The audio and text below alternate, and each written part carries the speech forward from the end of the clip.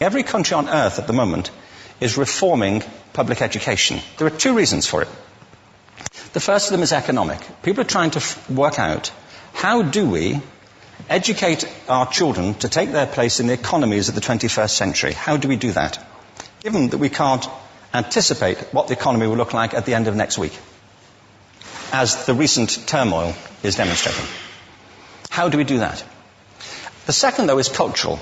Every country on earth is trying to figure out, how do we educate our children so they have a sense of cultural identity and so that we can pass on the cultural genes of our communities while being part of the process of globalization. How do we square that circle?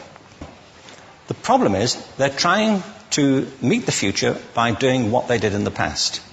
And on the way, they're alienating millions of kids who don't see any purpose in going to school. When we went to school, we were kept there with a story, which was if you worked hard and did well and got a college degree, you would have a job. Our kids don't believe that.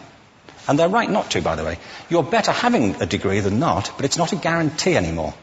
And particularly not if the route to it marginalizes most of the things that you think are important about yourself. Some people say we have to raise standards as if this is a breakthrough. You know, like, really, yes, we should. Why would you lower them? You know, I mean, I haven't come across an argument that persuades me of lowering them. But raising them, of course we should raise them. The problem is that the current system of education was designed and conceived and structured for a different age. It was conceived in the intellectual culture of the Enlightenment and in the economic circumstances of the Industrial Revolution. Before the middle of the 19th century, there were no systems of public education. Not really. I mean, you could get educated by Jesuits, you know, if you had the money.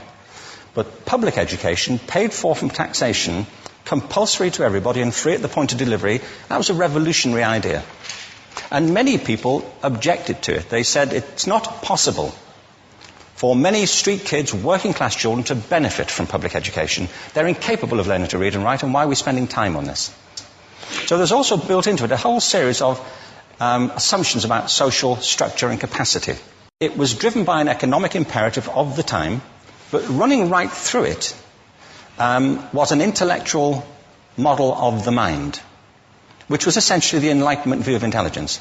That real intelligence consists in the capacity for a certain type of deductive reasoning and a knowledge of the classics originally, what we come to think of as academic ability. And this is deep in the gene pool of public education, that there are really two types of people, academic and non-academic. Smart people